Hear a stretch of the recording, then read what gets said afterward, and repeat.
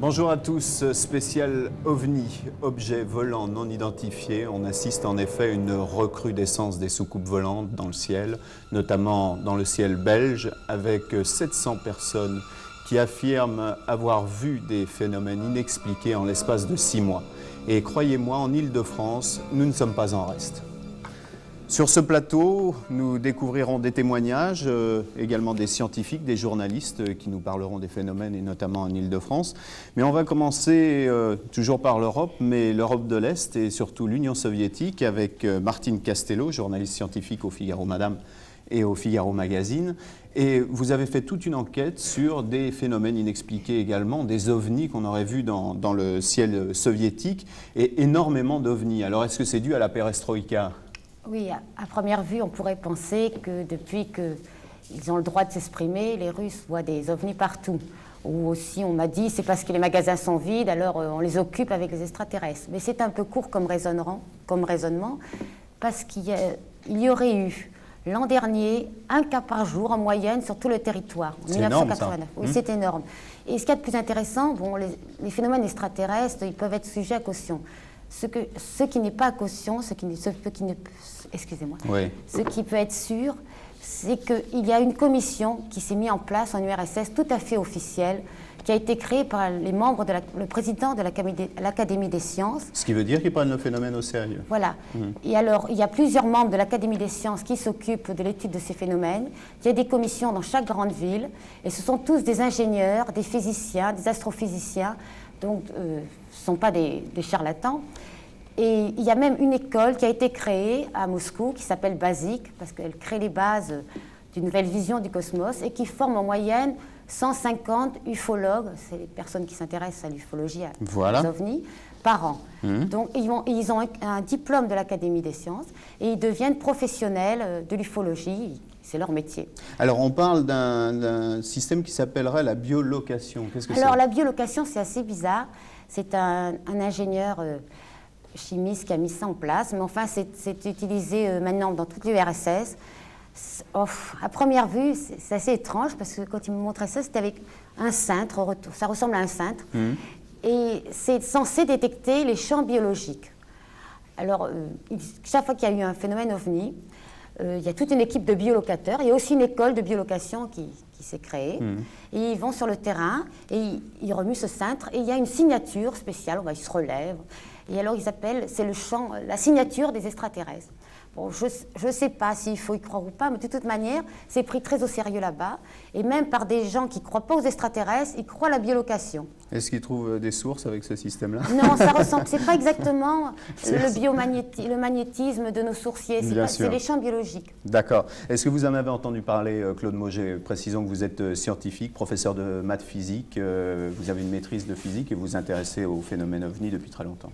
Oui. Ouais. Bien sûr. Qui n'a pas entendu parler des événements récents de l'Union soviétique, ne serait-ce qu'à cause des articles de Martine Castello.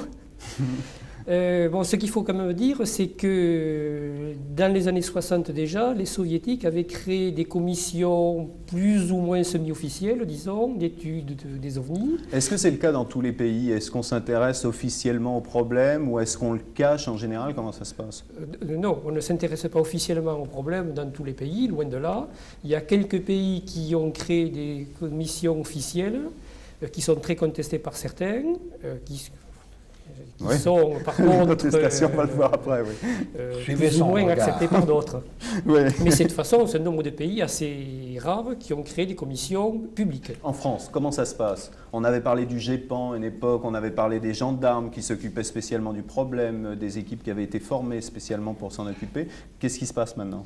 En France, il existe toujours un organisme officiel qui est dans le cadre du Centre national d'études spatiales, c'est le CEPRA, Service d'expertise des phénomènes de rentrée atmosphérique, qui a pris la suite du GEPAN, qui a disparu en décembre 1988 et remplacé directement par le CEPRA avec les mêmes personnes, c'est-à-dire très peu de gens. 2 personnes qui n'ont aucun moyen. Un peu plus, puisqu'il y a quand même un informaticien, mais c'est quand même très limité. C'est sûr. Et alors les Russes étaient très étonnés. D'ailleurs, ils m'ont demandé, mais en France, vous avez le GEPAN, parce qu'ils ont été restés au GEPAN. Mais vous aussi, vous étudiez officiellement les phénomènes paranormaux. Alors je dis, ben non, en France, on ne les étudie pas. Il me dit, mais pourquoi votre gouvernement vous l'interdit? C'est interdit chez vous, vous n'avez pas le droit. C'est le monde à l'envers. Alors je dis, non, on a le droit, mais on ne l'étudie pas parce que les gens, on se moque d'eux, les personnes qui... Ils n'arrivaient pas à me croire. Et pendant toute une semaine, je leur ai répété la même chose, ils n'ont pas cru, ils ont pensé que c'était notre gouvernement qui interdisait la recherche sur les extraterrestres. On pourra peut-être leur montrer le petit film que vous allez d'ailleurs découvrir avec nous. Ce petit film, c'était à Marcilly, vous en avez sans doute entendu parler, c'était l'été dernier, et des habitants ont vu des choses assez étonnantes. Et il en reste les traces. La forme d'un suppositoire immense avec 6 grands pieds. Photos et dessins à l'appui, les traces découvertes dans un champ de la commune alimentent depuis la mi-juin toutes les conversations de Marcilly. Les habitants du village veulent comprendre ce qui à ce jour reste incompréhensible. Je suis comme tout le monde, hein. Je ne suis pas expert en la matière, je ne peux pas dire d'où ça vient. Mais c'est curieux parce que ça vient du haut. À une centaine de mètres de là, à la sortie du village, la marque est toujours visible. Une entaille creusée dans la terre, moins nette qu'il y a un mois, mais toujours aussi étrange. A-t-elle été provoquée par un avion, une montgolfière ou un ovni? Rien de tel, répond le maire de la commune. C'est la foudre, mais je n'en suis pas sûr. Pas de traces de véhicule. On peut pas. Ça peut être la foudre, mais enfin, il semble qu'à cette époque-là, il n'y a pas eu d'orage. Alors, c'est curieux. Curieux, d'autant que des phénomènes bizarres se sont déjà produits à Marcilly. Ça a commencé il y a 33 ans, en 1956. Un couple d'arracheurs de betteraves qui se trouvait à quelques centaines de mètres là a vu une espèce d'énorme disque tournoyant sur lui-même et s'approcher d'eux, les poursuivre. Alors, ils ont laissé leur binette, ils se sont sauvés. L'appareil les a recouverts de poudre jaune, ils se sont réfugiés dans le bois et ils ont attendu 20 minutes que l'engin ait fini ses évolutions. Aujourd'hui à Marcilly, la seule poudre jaune était celle soulevée par les moissonneuses-batteuses, mais pas d'extraterrestres dans les champs, peut-être à cause d'une allergie. Ouais, avouez que c'est tout de même étonnant. Vous la revoyez d'ailleurs, cette trace à l'écran, et on va découvrir sur ce plateau Corinne Villeneuve, qui était témoin à l'époque à Marcilly de ce qui s'est passé. Et alors, expliquez-nous ce que vous avez vu. Oui, effectivement, j'ai vu un engin assez volumineux. Vous étiez où à ce moment-là? Sur la route. Ouais. C'était 8h30 environ. En sur voiture? la route de Marcilly, oui, tout à fait. Ouais. Et puis, j'étais surprise par cet engin volumineux et très lumineux. Ouais. Ça ressemblait à quoi?